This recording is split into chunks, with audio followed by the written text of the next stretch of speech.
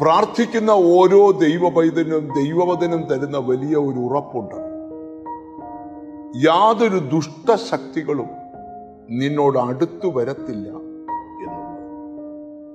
91 സങ്കീർത്തനത്തിന്റെ 7-ാമത്തെ വാക്യം, നിന്റെ വശത്ത് 1000 പേരും നിന്റെ വലത്തുവശത്ത് 10,000 പേരും വീഴും, എങ്കിലും അത് നിന്നോട് അടുത്തു വരികയില്ല. സങ്കീർത്തനക്കാരൻ ആത്മക്കണ്ണുകളിലൂടെ ഒരു കാഴ്ച കാണുകയാണ്. പ്രാർത്ഥിക്കുന്ന ദൈവമക്കൾക്ക് വിരോധമായി ദുഷ്ടശക്തികൾ കരുതുള്ളി പാഞ്ഞടുത്തു വരുമ്പോൾ, നിന്റെ അടുക്കൽ എത്തുമ്പോൾ ആ ദുഷ്ടശക്തി തകർന്നു താഴെ വീഴും. നമ്മൾ ബൈബിൾ പഠിക്കുമ്പോൾ ദൈവശക്തിയുടെ മുമ്പിൽ മറ്റൊരു ശക്തിക്കും നിൽക്കാൻ കഴിയത്തില്ല. ഒരിക്കൽ യഹോവയുടെ പെട്ടകം കൊണ്ട് നാഹോന്റെ ക്ഷേത്രത്തിൽ വെച്ചു. രാത്രി പെട്ടകം വെച്ചിട്ട് എല്ലാവരും പോയി കിടന്നുറങ്ങി. ഈ പെട്ടകം എവിടെ വെച്ചാലും അനുഗ്രഹമാണ്. രാവിലെ നോക്കിയപ്പോ കണ്ട കാഴ്ച, പെട്ടകത്തിന്റെ മുമ്പിൽ നിന്ന നാഹോൻ എന്ന ശക്തിക്ക് പെട്ടകത്തിന്റെ മുമ്പിൽ നിൽക്കാൻ കഴിയാതെ അത് നിലംപരിചായ കാഴ്ചയാണ് രാവിലെ ജനം കാണുന്നത്. പിന്നെയും അവര് ഒന്നുകൂടെ നാഹോനെ നിവർത്തി വെച്ചു.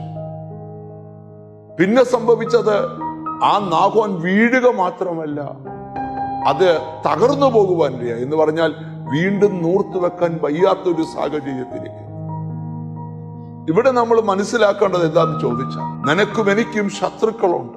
എന്റെ ദൈവത്തിന്റെ പ്രത്യേകത, ശത്രുക്കളുടെ മുൻപിൽ അവൻ വിരുന്നൊരുക്കുന്ന ദൈവമാണ്. ഇവിടെ എഴുതിയിരിക്കുകയാണ്, നിന്റെ വശത്ത് 1000 പേരും നിന്റെ വലത്തുവശത്ത് 10,000 പേരും വീഴും, നിൽക്കുമെന്നല്ല, എതിർത്ത് നിൽക്കുമെന്നല്ല, വീഴാൻ പോകും. എങ്കിലും ഇതൊന്നും നിന്നോട് അടുത്തു വരികയില്ല.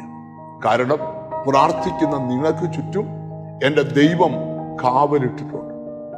യാതൊരു ശക്തികളും നിന്നോട് അടുത്തു വരാതെ എന്റെ ദൈവം കാക്കുക.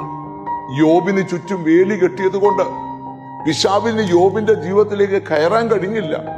ദൈവത്തിന്റെ അടുക്കൽ അനുവാദം ചോദിക്കാൻ പോകേണ്ടി വന്നു. ഇവിടെ മനസ്സിലാക്കേണ്ട ഒരു കാര്യം, പ്രാർത്ഥിക്കുന്ന ഓരോ ദൈവമക്കളുടെ ഭവനത്തിന് ചുറ്റും, നിങ്ങളുടെ സമ്പത്തിന് ചുറ്റും, ആരോഗ്യത്തിന് ചുറ്റും എന്റെ ദൈവം വേലി കെട്ടിയിട്ടുണ്ട്.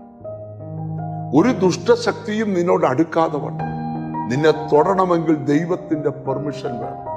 ഇവിടെ നമുക്ക് പഠിക്കാം, നിന്റെ വശത്ത് 1000 പേരും നിന്റെ വലത്തുവശത്ത് 10,000 പേരും വീഴും, എങ്കിലും അത് നിന്നോട് അടുത്തു വരികയില്ല. ആ വിശ്വാസം ഉറപ്പിച്ചുകൊണ്ട് ദൈവത്തോട് ഒന്ന് പ്രാർത്ഥിക്കാം.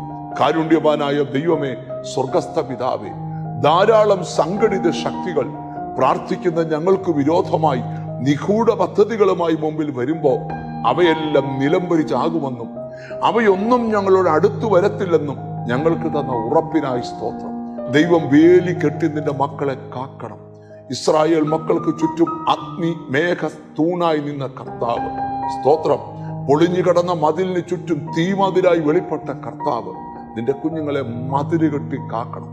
നിന്റെ നാമം ചൊല്ലി പിതാവിന്റെയും പുത്രന്റെയും പരിശുദ്ധാത്മാവിന്റെ നാമത്തിൽ ഈ ജനത്തെ അനുഗ്രഹിക്കുന്നു. യേശു ക്രിസ്തുവിൻ നാമത്തിൽ തന്നെ ആമേൻ. ഒരു ശക്തിയും നിന്നോട് അടുത്തു വരത്തില്ല. നീ ദൈവത്തിന്റെ കാവലിലാണ്. God bless you.